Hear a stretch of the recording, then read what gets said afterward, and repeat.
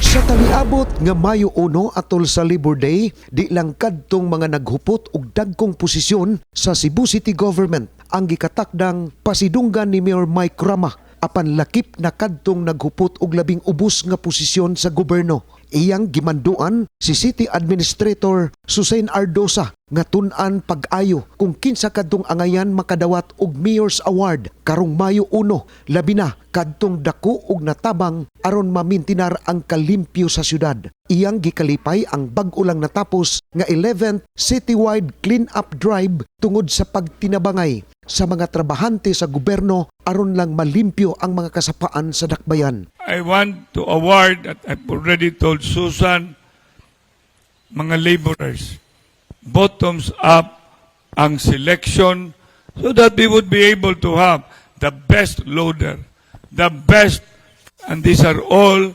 coming from below.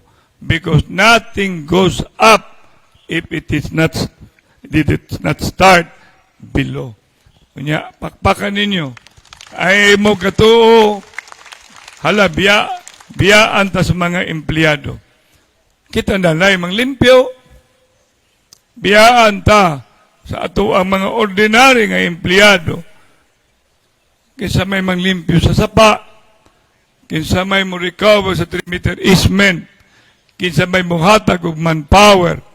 Muna ako, from the bottom of my heart, salamat sa ni-appeal sa atong panglimpyo sa kalikupan. Atol sa flag raising ni adtong Lunes, iyang giauhag ang tanang empleyado sa Cebu City Government nga batasanon ang kanunay nga pagpanglimpyo sa palibot ug likayan, ang pataka ug paglabay sa mga basura bisan asa. Kini subay sa iyang programa alang sa usa ka Singapore-like Cebu City. Have one Mother Earth desecrated,